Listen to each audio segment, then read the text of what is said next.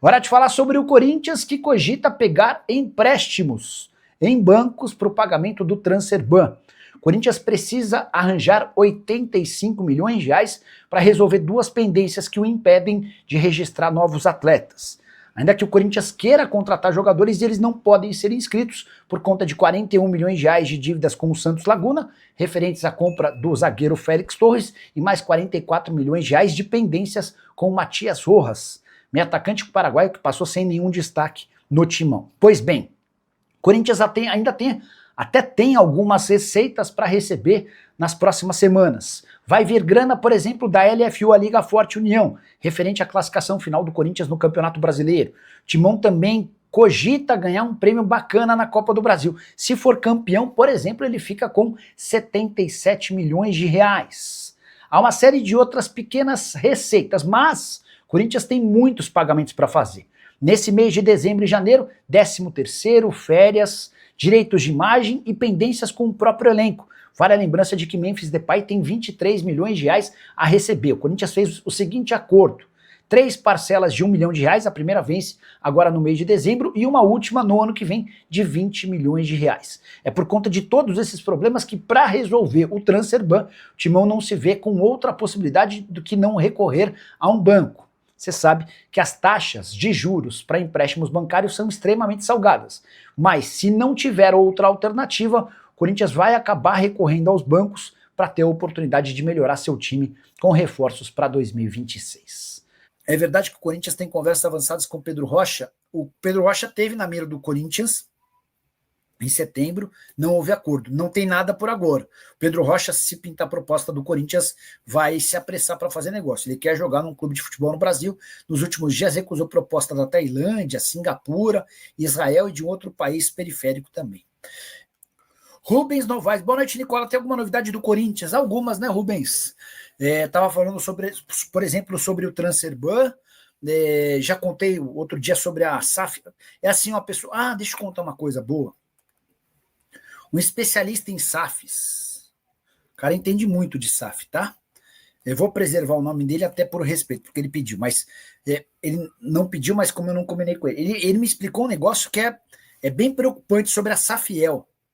A ideia da Safiel, só para vocês entenderem, um grupo de corintianos lançou essa campanha de o Corinthians se transformar numa SAF, e os donos do Corinthians seriam torcedores comuns do Corinthians, que comprariam até um percentual pequeno de ações. Então, o Corinthians teria milhares de donos, tá?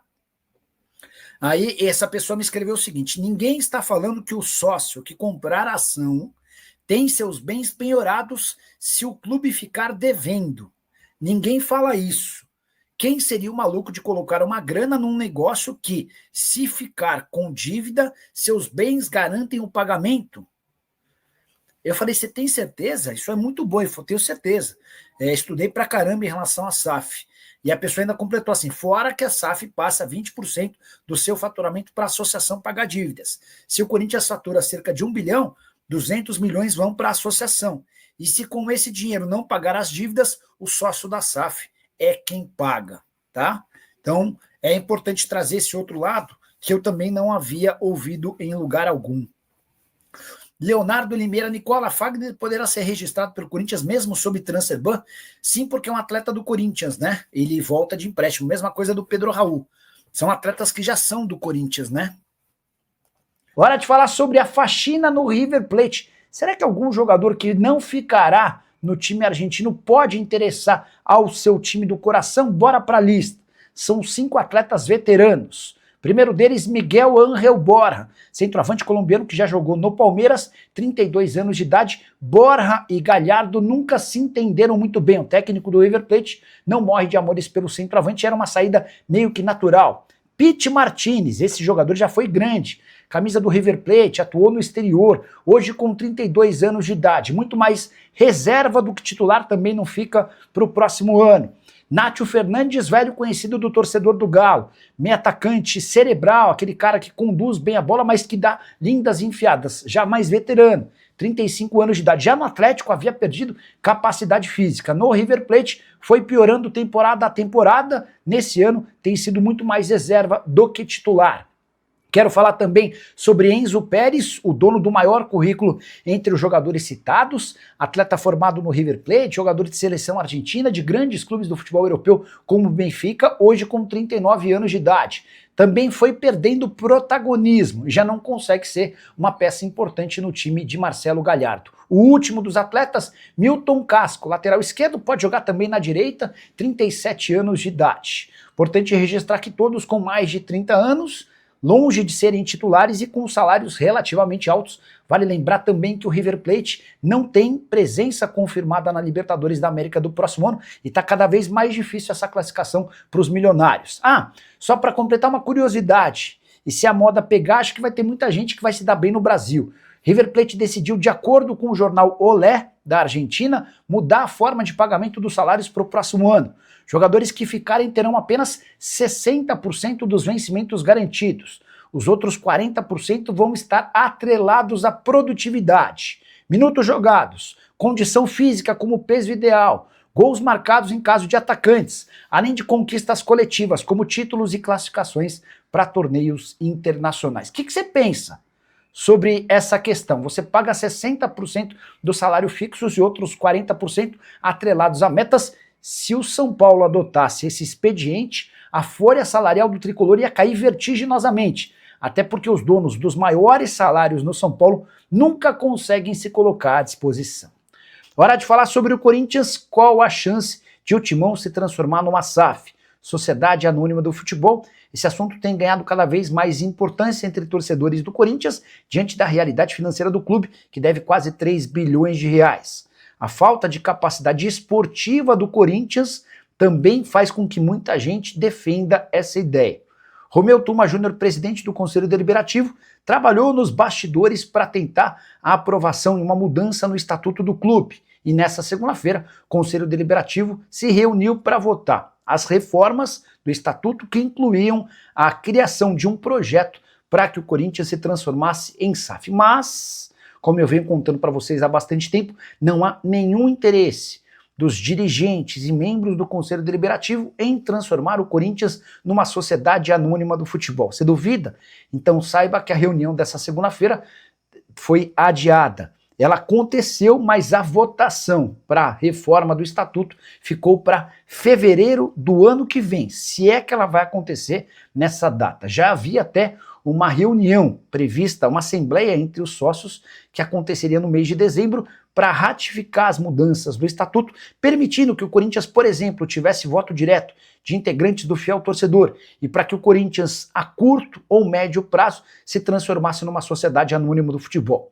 Com esse adiamento da votação para fevereiro do ano que vem, a Assembleia Geral de Sócios também ficou para março, mas posso assegurar que os conselheiros do Corinthians vão trabalhar para que em fevereiro essa votação seja reprovada. Ninguém dentro do Corinthians quer que o clube se transforme em SAF. Quando eu falo ninguém, ninguém da atual diretoria, nem os conselheiros que fazem parte do grupo da situação. O motivo? Se o Corinthians se transformar numa SAF, todos esses dirigentes perdem seu status e o poder e passam a ser apenas figuras ilustrativas dentro do clube. Só para registrar ainda, próxima eleição para presidente do Corinthians acontece em dezembro de 2026. Hora de falar sobre o Corinthians, que voltou a tentar a contratação de Vitor Sá, ex-atacante do Botafogo, hoje no Krasnodar. O Vitor Sá é um velho desejo do Corinthians. O Timão tentou contratá-lo em janeiro, não conseguiu. Voltou a negociar em julho, outra vez as pedidas altas do Krasnodar impediram qualquer possibilidade de acerto. Você deve estar se perguntando, tá bom, Nicola, e o que muda para agora? É que a partir de janeiro o Vitor Sá já vai poder assinar um pré-contrato para deixar o Krasnodar de graça na metade do ano que vem, quando se encerra seu vínculo com o clube russo. Dessa maneira dá para dizer que o Krasnodar vai ter em janeiro a última chance de vender o jogador para tentar recuperar alguma parte do investimento feito quando da compra junto ao Botafogo. O Krasnodar desembolsou 1,5 milhão de euros. Se não vendê-lo em janeiro, o Krasnodar vai ter de aceitar a ideia de perder um jogador que é titular absoluto por lá, de graça. O Vitor Sá já deu indícios de que não pretende renovar seu contrato e voltar ao Brasil. É uma das prioridades. Atacante de lado de campo, pode jogar pelo lado direito, pode jogar pelo lado esquerdo, 31 anos de idade, com a camisa do Krasnodar na atual temporada, 20 jogos e 4 gols. É só importante contar que para contratar o Vitor Sá, Corinthians vai precisar primeiro pagar os 85 milhões de reais que deve em punições impostas pela FIFA. São 41 milhões de reais ao Santos Laguna e mais 44 milhões de reais a Matias Rojas. A saideira sobre o timão, Memphis Depay vai jogar a semifinal da Copa do Brasil contra o Cruzeiro, jogo marcado para 10 de dezembro. Essa é uma convicção dentro do Corinthians, apesar de um problema no joelho, ele vem tratando e vai haver tempo hábil para que o holandês esteja em campo na decisão corintiana. Informação exclusiva, o Corinthians tem 2 propostas por Félix Torres. Os interessados são times da Major League Soccer, ambos gostariam de contar com um zagueiro equatoriano por empréstimo. Um desses times, inclusive, já topa condicionar esse empréstimo a uma compra obrigatória em caso de metas batidas. O que pega nesse momento é o salário.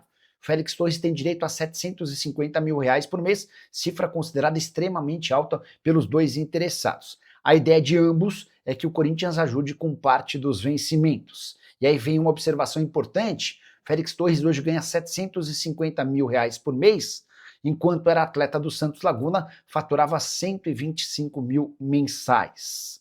Importante contar ainda que foi a compra do Félix Torres que causou o primeiro transfer ban ao Corinthians. O Timão não conseguiu pagar a grana ao Santos Laguna, que levou o caso à FIFA, e o Corinthians foi condenado ao pagamento de 41 milhões de reais. Só para completar sobre o Timão, José Martínez foi multado pela diretoria do Corinthians após ser expulso contra o Cruzeiro. Ele entra, fica 17 minutos em campo, acerta uma cotovelada no Matheus Pereira e deixa o time mais cedo. Importante registrar que essa foi a 5ª expulsão do Martínez com a camisa alvinegra em 64 jogos. Foram 4 cartões vermelhos somente nesse ano. A saideira sobre o timão, Corinthians decidiu acabar com todos os seus times de basquete a partir de 2026. Fala pessoal, estamos aí com atualizações importantes do Corinthians. Se inscreva e ative o sininho para receber mais atualizações do Timão. Deixe seu like, que é muito importante para o crescimento do canal. Utilize o espaço aqui embaixo para registrar sua opinião. Ficamos por aqui com mais esse giro de notícias. Um abraço e até o próximo vídeo.